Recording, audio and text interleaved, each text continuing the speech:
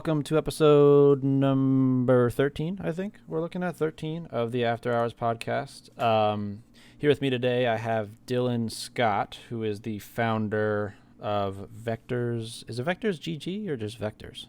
Vectors GG is just our apps and stuff like that, Okay. but Vectors across most platforms. Cool. So Vectors is a design firm / agency in the esports space, and I'll kind of leave it to you to give a deeper background on it as a whole. Correct. So we are a graphic design agency. We started about a year ago under a different name that a bit of designers knew about, called Third Studios. Yeah. It was basically a stand-up shop studio, nothing crazy, but over the past year we've been working on our craft and developing into an actual agency. And Cool. We're looking to launch by the end of the year as a full-fledged agency. Sweet. So what is it? Or here, let's back this up a little bit. I'd like to start off with the same question with everybody. So how did you, before we get into Vectors, how did you first get into the esports space? And like, what was your first kind of exposure to what goes on in esports and the gaming culture as a whole?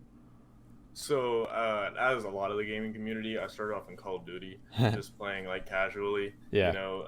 and then like over the years, I started doing like trick shotting and all that stuff. And then once I eventually got into like competitive Call of Duty and like watching CWL and all that stuff, I began designing and trying to design stuff for upcoming players and stuff like that. And over time, I just developed into like designing kind of freelance. I mean, I never did it as a full-fledged profession. Right. That's kind of why the studio came up, because I didn't think that I had the talent as a designer necessarily, but I had the talent as a businessman to try and manage designers Okay. and kind of outsource that talent.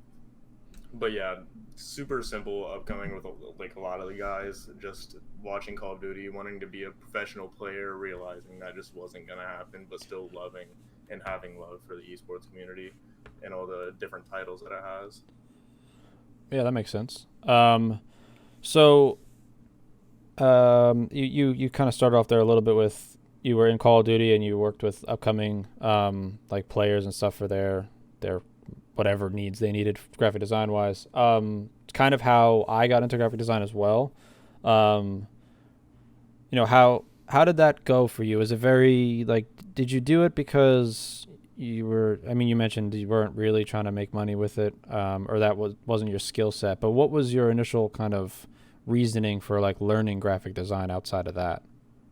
So, I mean, art as a whole has always been like a big passion of mine. I've always been the type of kid to draw in class and get in trouble for doing that and stuff like that. Yeah. And once I found out that I could do that, but on computers, it was just game over. I've always had computers growing up and stuff like that because I am younger, and I eventually saved up money and bought a full-fledged like gaming PC so that I could do all the gaming that I want and do all my work on here. But yeah, I basically just took like traditional art, drawing, sketching, all that stuff, like making little comic books and stuff like that, to taking it into like an actual skill, which would be like graphic design stuff. Yeah, that's cool.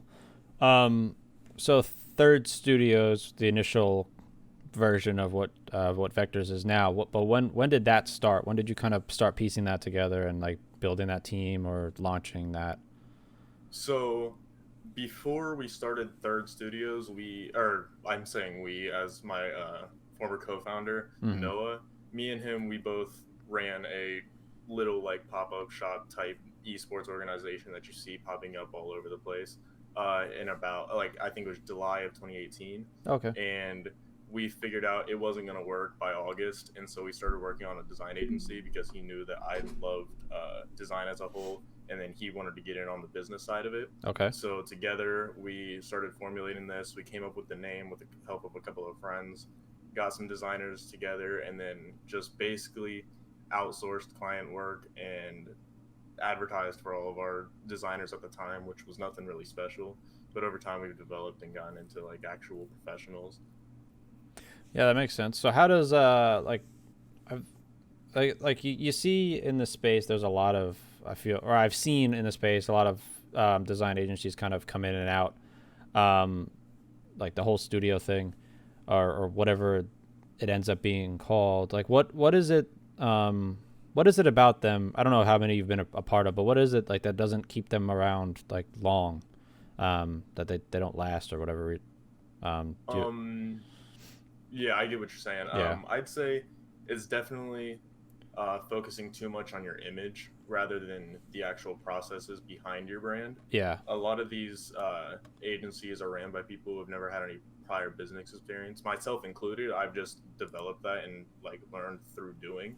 But a lot of them, they focus on announcement images way too much and making sure that everything looks so perfect instead of focusing on their actual client processes and okay, keeping good client relationships, which I found is way more vital than having a picture perfect brand in a sense. right, yeah. I mean that it kind of goes to that argument of like quantity over quality, and I guess where to apply that. It's it's definitely something that I've kind of practiced, I guess either on the things I do personally or like Sector 6 things. It doesn't necessarily matter, like you said, to have everything picture perfect, because at the end of the day, you're going to waste more time on making sure that the line is straight, or that this is the right pixel length, or whatever it ends up being. You're going to spend way more time on that than just putting out the same value of product or design or piece of content to a fan or supporter or whatever you call the people that follow you. At the end of the day, it doesn't really make a difference what you put out, or that last little bit. Good content is just going to be good content. So Exactly. yeah, Everything's trial and error. I mean, yes, exactly. Yeah, you want to have a beautiful brand and make sure that everything looks nice, but I think that there's a way to balance that to where you're also making sure you're delegating time to your customers and making sure that their experience is just as good as anybody else's, and that they will come back and they will refer others to come to you and build an actual business out of it rather than just trying to make a business look pretty. right, And I use business very loosely because a lot of these like studios, quote unquote, aren't established or anything like that. And that's the same thing with third studios. Nothing was officialized. That's what Vectors is aiming to do, is make everything official and take it to the next level. So what are the things, if you can get into it? What are the things that you're talking about that like wasn't so official with third studios that you're trying to bring to this now, that you're trying to do it correctly? What are those couple things that are different? So, firstly, our client process at Third Studios was subpar at best. Yeah. It was never necessarily professional.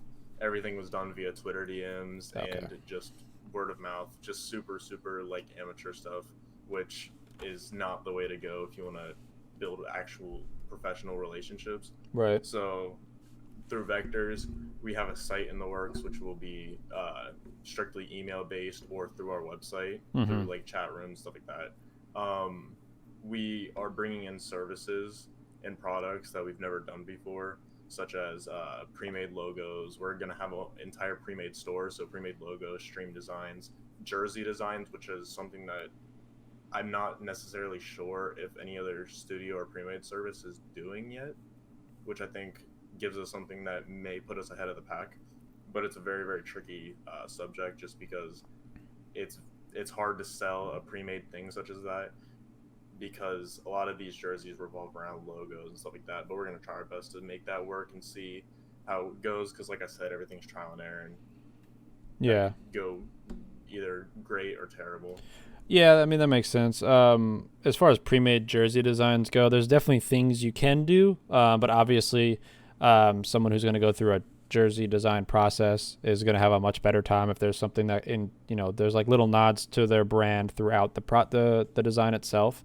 For example, if you have a bear or a lion logo and you're making them a jersey, and there's like the tiger claws or bear claws ripping through the jersey, or like little things like that, it helps tie the piece together. But at the same time, you could have a more generic style text-based logo or whatever it ends up being, and that could fit on a pre-made pretty well.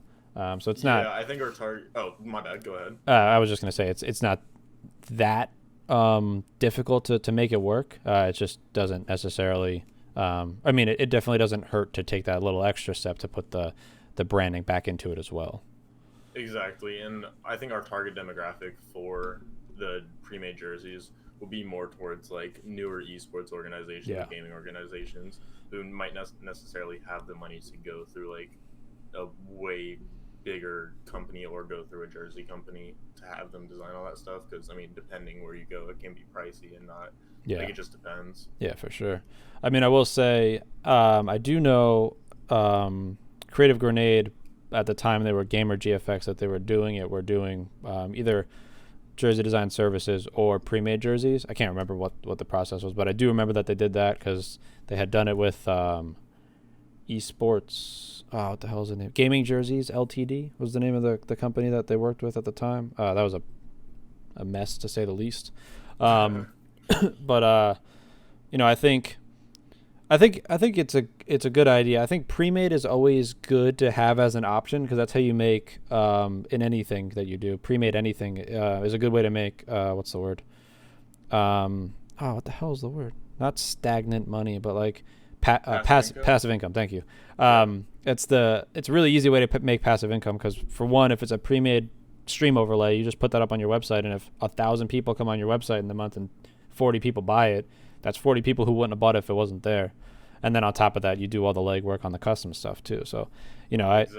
I think, you can't go wrong if you're going to put the designs together. So I'm sure it'll, whether or not it does great or up to your expectations, it's definitely not a waste of time because it gives you a new product, which is always cool. And it's a good speaking point for sure. For sure. I think variety is the best thing to have because I think that's another thing that has made some of these like studios falter a little bit is that they aren't expanding or trying to innovate, and that's something I've really been trying to hit hard on is trying to find things that are new and that will change the game. And while I don't think pre-made jerseys are necessarily that thing, they are a step towards that thing.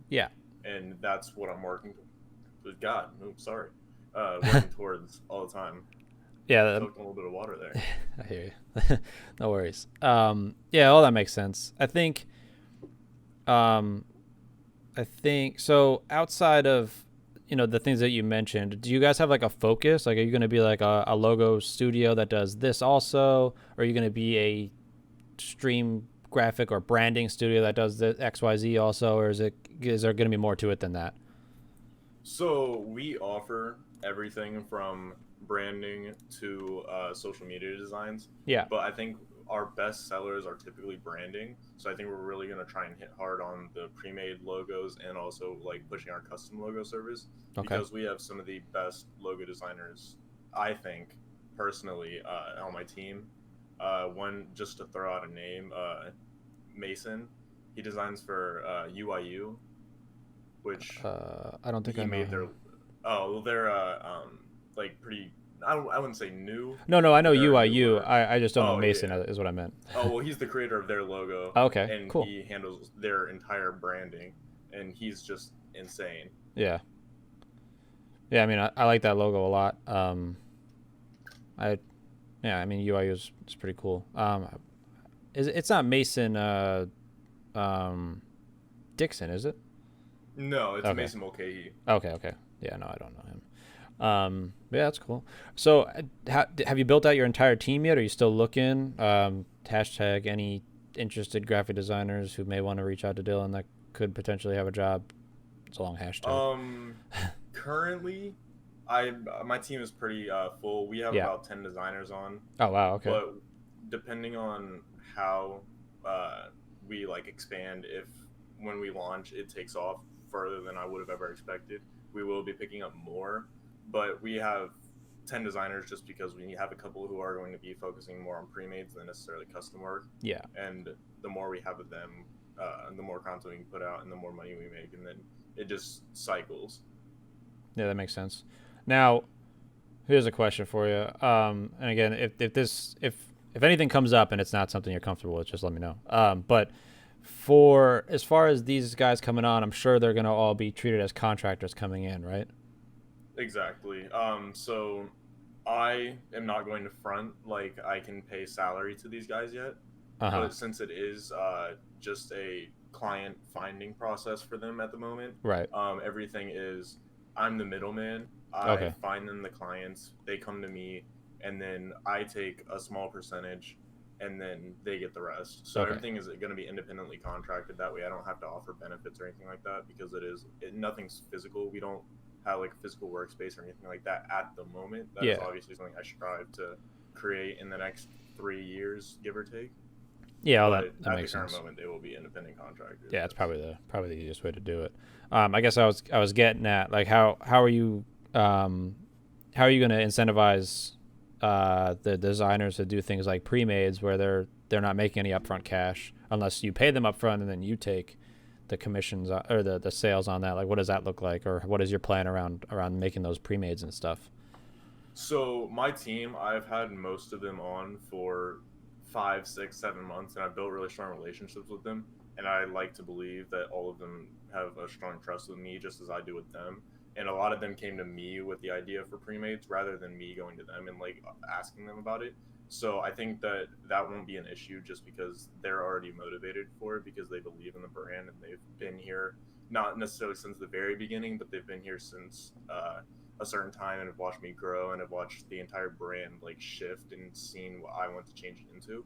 So I don't think that there's necessarily any need for extra incentivization as long as everything works out how it's supposed to. And obviously, if it doesn't, then like I said, for trial and error. But the goal eventually is to be paying them upfront for every pre-made, and then or at least half, and then giving them the percentage or whatever. Of the But sales. yeah, Yeah. exactly. Yeah, that makes sense. Um, yeah, it's funny because when I had first got into the space past the competitive Call of Duty side of it that I thought I'd have a chance doing, um, graphic design was the thing I focused on. I did it for probably 18 to 24 months before Esports Apparel or Sector 6 was started. Um, and I always kind of had this aspiration that, I would start an agency or be part of an agency because I had probably similarly to you, the mindset that I may not be the greatest designer, but I feel like I understand the business side of it and I could help put that together or start it on my own, and I could help these people get good clients because I know good work, but I also don't put out good work on the creative side. So that's, it's interesting to see like basically what could have been a path of mine kind of unfolding in what you're doing. And I guess I commend you for that. So I'm excited to see where this goes in the next couple of months and when you launch and then years from there. I appreciate that a lot, actually. How old were you when you first started getting into like the esports scene? Oh, geez. I want to say I was 18. Well, I mean, like you playing Call of Duty, like started in Call of Duty. So I started playing like game battles at probably 16, 17 maybe. And kind of, went through the grind, had my friends, I played mostly twos. I didn't really play team game battles type things, but I had a few duo partners that I would run GBs with all the time. And, nothing ever stuck. And then one thing led to another, and I found out about header, like a Twitter. I made a Twitter because I hadn't made a Twitter, and I saw that there's like this whole community in gaming, and I wanted to make a cool header. And I asked a guy to make me one, and he told me he wanted like $50. I was like, all right, that's a lot of money. I don't have enough money to pay for my GB creds this week or whatever. So I tried to figure out how to make it on my own. I basically opened up a cracked version of Photoshop. I put my name on the front of it, and I put a bunch of different things that I did. There's like a Halo picture in it, a gun from the Call of Duty at the time, and a whole bunch of things. There was Black Ops 2 at the time. I do remember because I ran an M8, and I put that in my header. And I saved that header. It's kind of been a memento, I guess. It's kind of cheesy because it's digital. It's not like a physical thing, but it's like something I look back on, and like I look at what I do graphically now, and I compare to that all the time, and it's like, if nothing else, I came this far in graphic design. So it's weird. Long answer to your question, but basically started Oh, around it was great. 17, 18 is when I started doing the graphic design stuff, it's been fun for sure. Yeah, I had a really similar thing, except for my graphic design stuff was actually found through Minecraft. Oh yeah. I did a lot of Minecraft design because like probably 5 years ago, give or take, I had a Minecraft YouTube channel, Okay. which God, it's so cringy to talk about. But I didn't have the money because I was just a little kid. I Right. didn't have the money to pay for thumbnails and all these things, but I wanted to have the same thumbnails that all the big YouTubers did. And so that's when I started getting into like using Blender and like rigging Minecraft animations and stuff like that to get my like thumbnails made for me. And then from there, like you said, I made a Twitter and then found out about all these communities. And since I had already been playing Call of Duty since I was like 5 years old, I started getting into that community and the CS:GO community. And from there, I just kind of evolved into making actual like esports graphics. Yeah. But like, yeah, my first start was actually in Minecraft, which is pretty embarrassing to talk about. But hey, everybody's got start somewhere. Yeah, that's funny. I know. I remember from obviously Call of Duty was where I was most well connected at the time, but as I started to build a client base, I remembered I always had people coming back, and like my clientele grew heavily in what was it, the FIFA Ultimate Team area, because that was for whatever reason really big at the time. I know it still is pretty big, but for whatever reason, there's a lot of kids there that always want like YouTube thumbnails and things like that. And then also Minecraft, I remember towards the end of me doing graphic design was getting really big too. And I mean, Minecraft is huge still, but there's just always diehards, trying to build their own content in all those spaces. So it's like, I don't know, I've always tried to preach that graphic design is definitely something that's never going to go away. And the way that the gaming industry is growing, anybody who's been in this space for as long as you or I have doing graphic design, you could always really find some work if you really just put your mind to it and just try to find the client. 1,000%. Yeah. Like, I tell people all the time, like newer designers, stuff like that, if you want to get into graphic design and you don't know how to get into the necessarily like professional scene, get into esports design, because right now it is such a not, I don't want to say small industry because it's not small whatsoever, but it's a very accessible industry. Yeah. It's very easy to grow because there is a lot of support through Twitter, so Twitter especially, because of the communities that have like evolved around these specific games. Mm-hmm. And so you can make one header that is semi decent for, say, a gamer like PewDiePie, and if it blows up, you are now a graphic designer who has clients coming in on a regular. Yeah. It's not necessarily skill anymore because of Twitter's popularization, but it's the way you can get attention. And as long as you're getting clients, I have no problem with your skill level. I think it's a really great thing that you can get clients at a decent skill level, because that just incentivizes you to continue growing. Because if you are getting, say, $150 a month from graphic design with like subpar designs, imagine what you can get with like a degree or actually like going to school for design and getting into the professional field. Yeah, for sure. I mean, so I think the number is if you make $10,000 a year in anything, you're considered a professional. I don't really know if that's the right way to go by it, but I do know that before I transitioned to I forgot when it was, but at some point I stopped doing graphic design entirely freelance because I was doing it in tandem with running Sector 6. But the year I stopped doing that, I had made probably around that much money. The full calendar year prior. So it really is, and this day and age, the way the online kind of the online world is, like, everything is very reachable. You say esports is very reachable and accessible and things like that, but it's really for people who are not just esports. Like, you could do this anywhere. I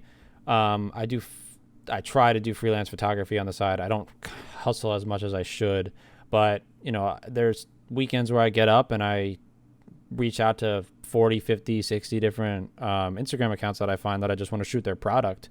And 9 times out of 10, I don't get an answer. But like, when you get that one answer, you find a new client, and that's a returning customer. Whether that's apply that to photography or to marketing or to graphic design or to, whatever it is. I think it's very, easily, what's the word? Replicatable across any industry that you want it to be.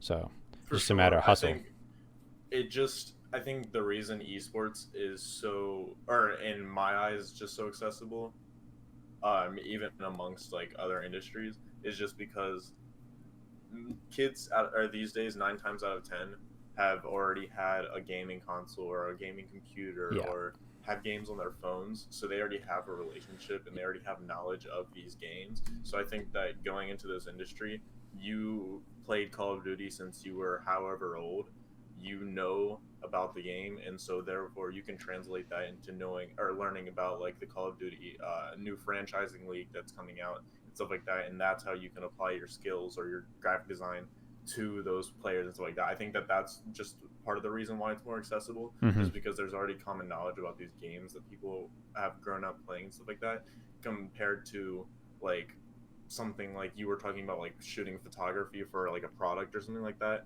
Not everybody is using that product or stuff like that. While it's still very easily accessible, I just feel like esports is like another level for even, I'd say, underage kids, because like I said, gaming is just so universal. Like me, I started doing, like, I guess you could call it freelance design, 4 years ago when I was like 13. So it's really insane to just see like how you can grow and how the esports community can treat you as like such a young child. Yeah, that's another thing. Like it's crazy how, and it's a little. I think it's a little bit harder now. It's not as common, but I do remember coming up that there was a lot of people that just it out of nowhere you'd find out that this is some 14-year-old kid who's just putting out this stellar work, that has been doing it for 3 years or something like that, and then it's like you expect them to be, someone well put together, somebody who's at least out of high school or college and has a knowledge base and to run a business or whatever, and then you find out it's some 14-year-old kid, and some 14-year-old kid is running a business that's making money. It's just like it's just crazy to think about that, the possibilities, I guess. Yeah, speaking of which, I just want to ask this because I get like a lot of people don't expect this. How old did you think I was going into this? I don't know, 18 to probably early 20s.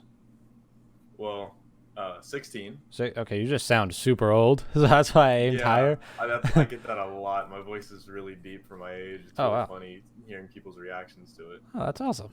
Well, good for you. Yeah, appreciate it. Thank you. Yeah, I mean the I mean when for me when I started understanding, like, I guess it's entrepreneurship or like being able to work for myself or like not having to rely on other people. When I started to understand that and I started to like understand what life was, like I wish I had done it earlier.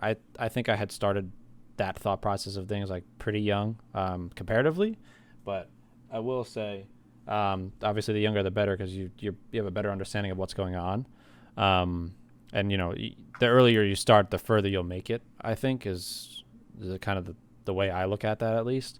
So if you're 16 and you started what you were doing, obviously before 16, I think you're definitely headed in the right direction. And like, again, I said it before, but I'll say it again. Like I'm looking forward to seeing where you go with everything you're doing. Yeah, for sure. I appreciate it, man. I I agree to an extent with what you said about starting earlier. I think it's all about like application and Yeah. how much you put into it. Like, I obviously didn't come into this with all the knowledge that I have now, but I know stuff because of like probably spent, I'd say, anywhere from 30 to 50 days of watching just content about entrepreneurship and how you can grow a business, watching people like Gary Vee and then like Chris Do of the future, Mm-hmm. just like soaking up all of that and learning and trying to apply that to myself and then growing through that.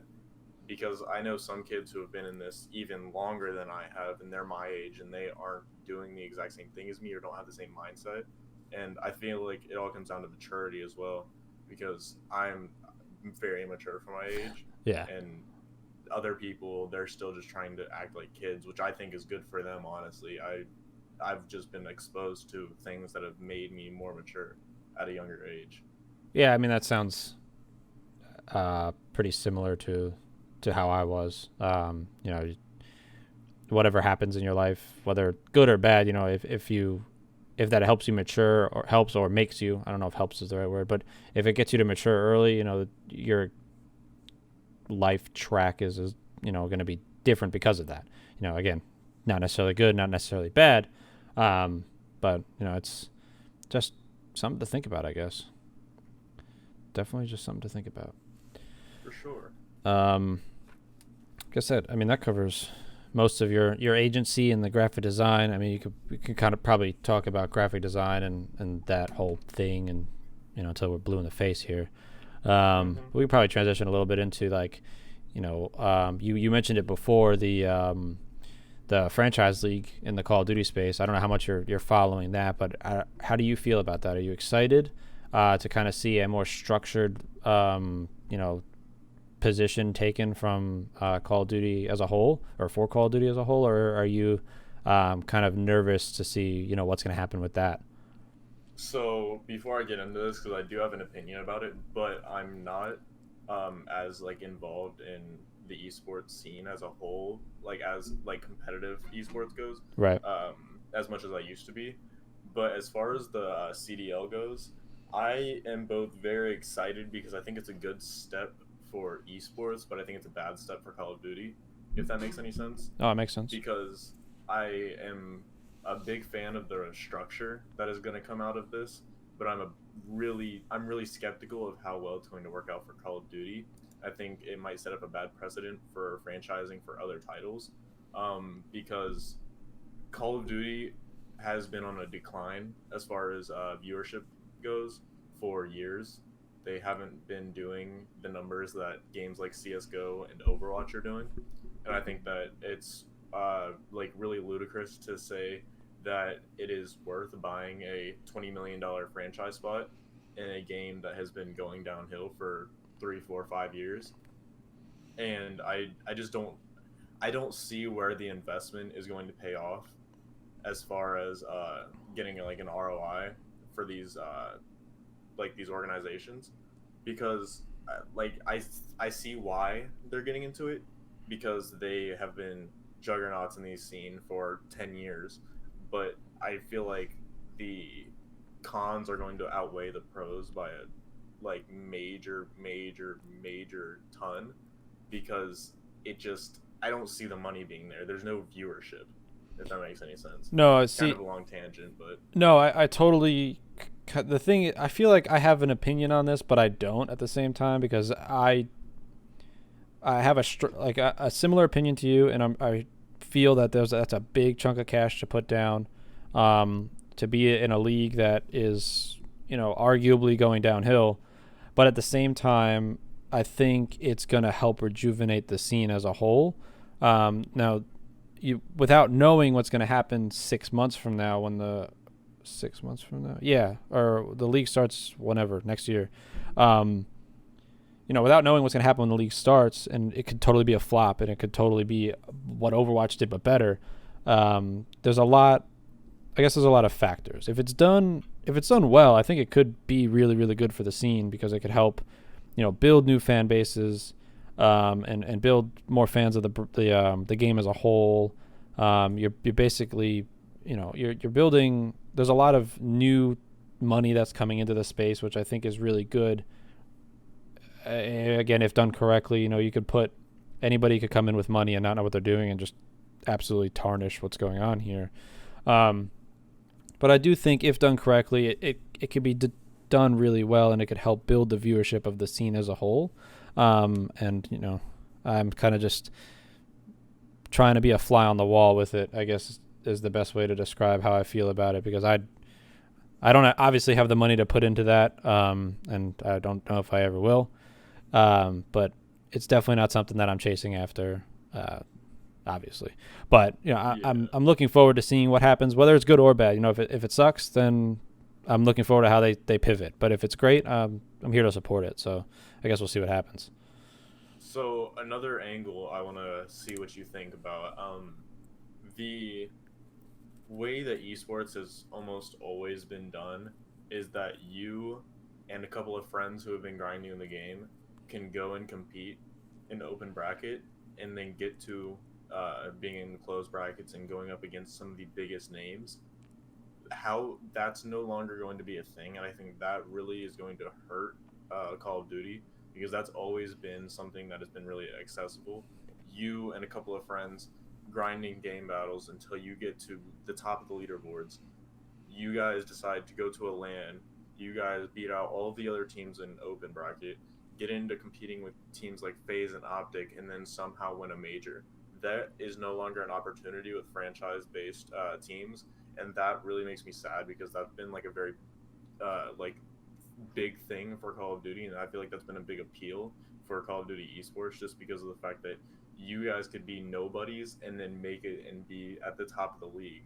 It all just depends on like how much you want to put towards it and how good you are and all your skill. Now it's going to be teams looking and scouting for players who have the most attention. I feel like it's going to be taking away from the underrated players, and I use that term loosely because I hate that word, but underrated players who maybe don't get as many views on their streams and stuff like that. Yeah, I mean, so as far as my thoughts go on this, I think that scenario that you just described, where you like a 4 or 5 random guys come together, or girls come together and play in an event and somehow make it to, out of the open bracket and into the pool play, it's not as common the past couple years as it used to be, where the upcoming talent will come out of nowhere, because you got the OG vets from, probably the people that are my age or a couple years older. Then you have the kind of younger talent that has still been around, but they're younger. They've been grinding the game. They know the game, and they've been in the pro scene for as long as they have. And then you have the young talent that comes in. That young talent still goes through like the farm system or the AM system or whatever it is, like everybody else does, and they might not get the public kind of exposure that you would get if you have a crazy open bracket run and make it into the pool play. But they still get the recognition of the pro players that are going to give them the shot, or they're going to want to run 8s with them, or 10s now with them. However it works. Like I think there's the way the community is, like if you're good, people will find out. And then on the flip side of that, this entire last year, I don't know how much you followed Call of Duty this past year, but they separated those tournaments. So if you went to any CWL event this year, I think it was the entire year. They had the open bracket tournament, and then they had basically the pro tournament, where it was, I want to say, I don't remember, 16 teams. Top 16 were the pro teams, and then however many people signed up for the open bracket. And then if you win the open bracket, you just won the open bracket. You got a pat on the back and whatever money you got, but you didn't advance to the pro side. So it was a little different this year, and I still think it did really, really well, because it had helped highlight the amateur scene, and it still kept the professional side of things like competitive, I guess is the best way to describe it. So I do think, with an amateur scene going into the franchise side, it'll still be just as good, and they'll still have that platform to grow, because I don't think you'll ever lose that platform to grow with the way esports has been. It'll just be a little bit less public, I think. But again, only time will tell. No, I agree with that. I haven't heard that argument, but I actually really do agree with that, actually, because I never really thought about how, not necessarily small, but how tight-knit the Call of Duty community is. And you're right, if somebody is doing like they're doing ridiculously well, then they will be found out. That was a good point. Yeah. Something I am excited for about the league, though, is I am excited for the relationship that's going to be built with all these cities, kind of like how the NBA and the NFL has, how you have devout fans in that area who are going to be like chanting and supporting and going to all these lands and stuff like that. I think it's going to be really cool to see how that pans out, and if it does build the same relationship with the fans, like if these teams do build the same relationship with their fans as like NFL teams and NBA teams and stuff like that do. Yeah, I think that'll be interesting to see. So, part of our relationship with the Houston do you know much about Overwatch? Do you follow Overwatch at all? Not really. I know some of the teams, but as far as like getting into the actual like mechanics, no. Oh yeah, it's just the idea that the Overwatch League is also a franchise league. Yeah. So we had a relationship with the Outlaws and the team in 2018, and part of that we got to see, we went to some live events and we got to hang out with some of the fans there. And let me tell you, like, I can't speak for all of the fans, but I could speak for the Outlaws. Though that fan base is the craziest fan base I've ever met in anything.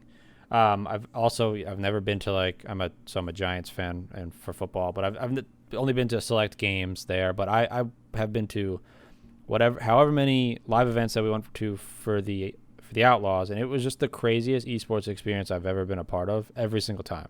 Like, they're just crazy diehards.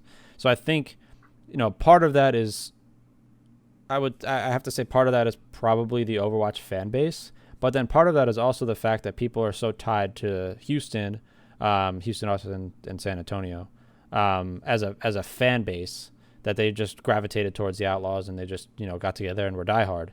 But, obviously that's the first time that there have been, like regionality, or maybe not regionality, but like a city tied to a team. And it did really well, at least from my perspective from the outside. I think it's, it'll be super interesting to see what happens again, if that's replicable in the CDL.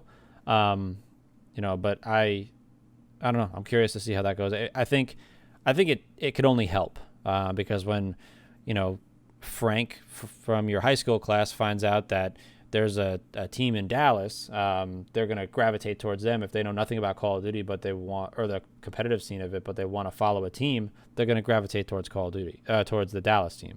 But, it's the same reason I'm a Giants fan, the same reason I'm a Yankee fan, like, because I grew up in New York and those are the closest teams. And, that's just how it happened for me. So I would assume that, that's only going to help the scene, like, from a very, very top-down level. Yeah, I'm really excited for that, actually. I want to see that happen in Columbus, because that's where I'm from. I live in a suburb of Columbus, Ohio. Yeah. And obviously you probably know that they had a CWL Columbus every year, or every other year, whatever it was. Mm-hmm. And they're closing that down, so I don't know how that's going to play out. But I really, really hope that we get a franchise with some BS players, because I would definitely be attending every game if that's the case.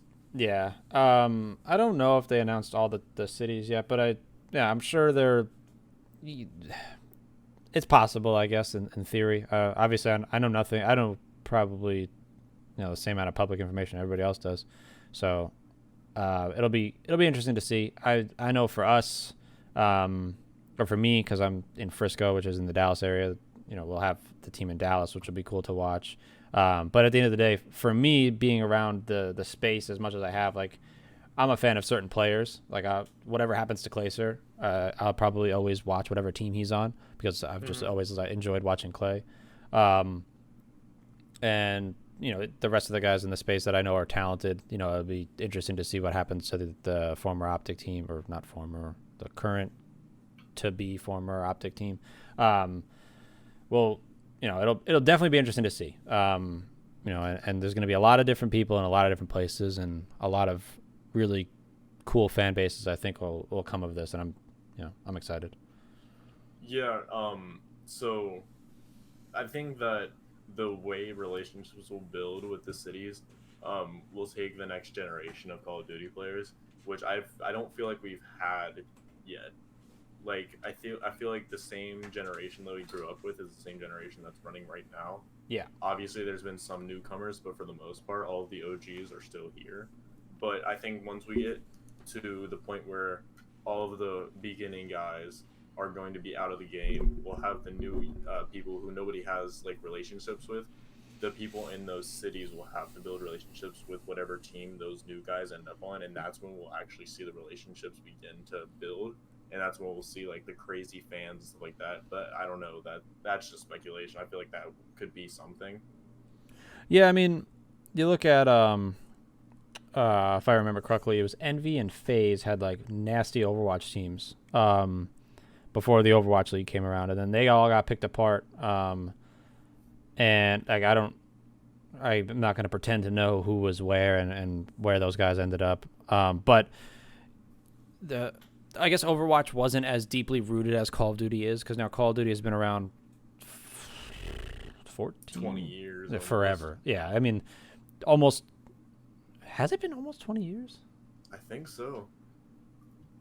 At any rate, while you look that up, at least Right. 15 years, Call of Duty has been around, and there's been the fan base of the game as a whole, and then the esports side. Oh, go ahead. 16 years in October. Holy crap! So 16 years.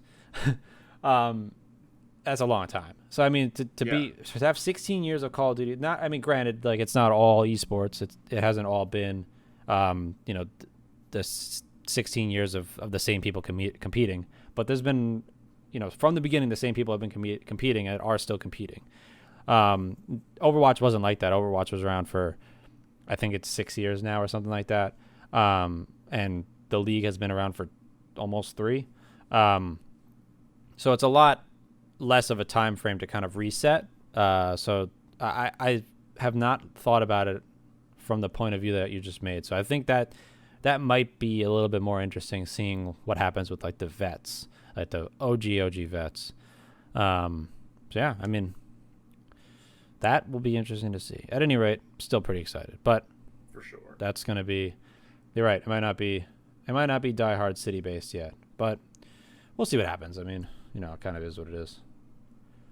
But yeah, that's Call of Duty. What else? What else we got here? I don't know. We got. I don't got much else. I mean, is there anything that we didn't cover that you were interested in bringing up or talking about, or any particular topics that you're kind of itching to talk about, or anything like that? Let's see. Some semi-recent news. Still staying kind of on the Call of Duty train, but United is the last CWL champion ever. That is true. It's extremely bittersweet. Yeah, it's definitely. I mean, for me, more sweet because I was excited to, like I said before, I really enjoy watching Clayster play, so I was excited to see him win. But yeah, I mean, bittersweet in that, the thing is it's on a technicality is probably the last champs. There's gonna be a Call of Duty final somewhere. It might not be called champs, but it'll be. Maybe not. Maybe it won't be some crazy tournament like champs was. Maybe it'll be more like a playoff bracket that people are similarly. I actually, have they even disclosed that yet?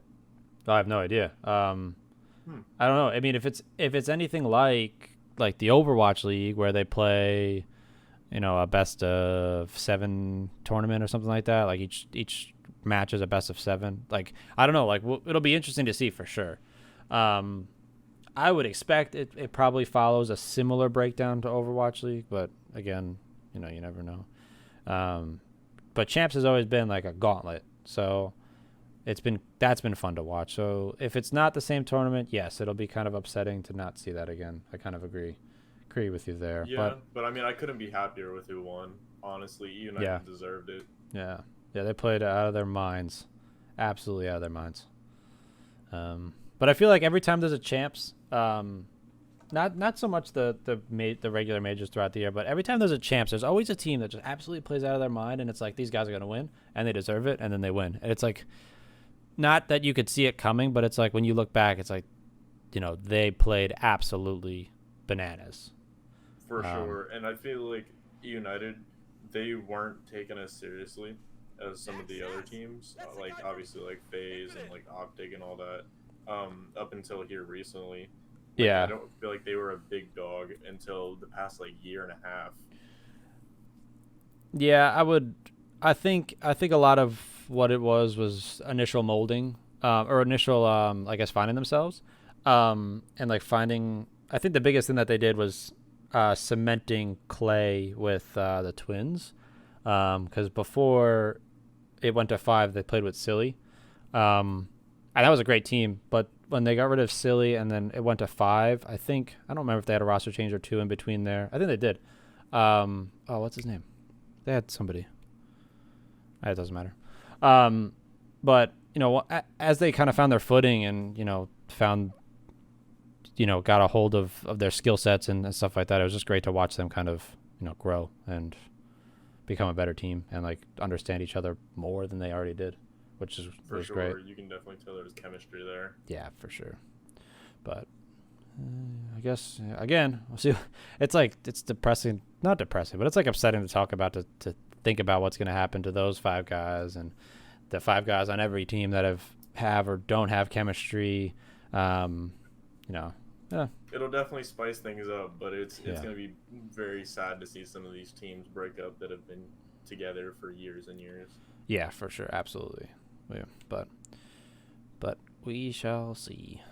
We shall see indeed. Cool. But yeah, I mean, talked a good amount of graphic design, good amount of Call of Duty. I think that's all I got. I got, nothing else, unless again there was another topic you had, or you have any business advice or anything like that for anybody. Let me drop some knowledge on you guys really quick. Just watch Gary Vee. That's it. It's like I do. Exactly. Watch Gary Vee. Okay. No, but in all seriousness, I think that if you are passionate about something, make sure that you leave all of the doubt that everybody else is telling you that like you can't do it, and make sure you say fuck them and make it happen, because their support means nothing in the end. Because if you make it work, then it's gonna work regardless, as long as you are laser focused on that. Don't let any dumbass stuff like distract you. Yeah, no, I agree with that wholeheartedly, because at the end of the day, the person who's hating or telling you that's not going to work is telling you it's not going to work that day. The next day, there might be some other person that you come across that's going to either support you or tell you that it's not going to work, and who the hell cares? Because, again, it's just going to be that day. When you start to build something that's starting to make sense, and it starts to make sense to you, and it starts to make sense to, whoever your audience is, that's just going to snowball. Because people who support you stick around. People who, give you crap typically don't stick around. There are weird people, but typically it's not that way. For sure. But yeah, outside of that, I guess, do you want to leave anybody with the best way to reach you or to contact you, or to, obviously the shameless plug has to come in at some point. Oh, yeah. All right.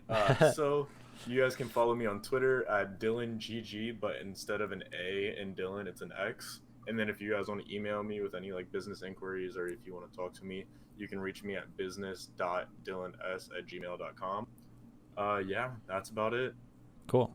If you're listening to this on YouTube, I will have that linked.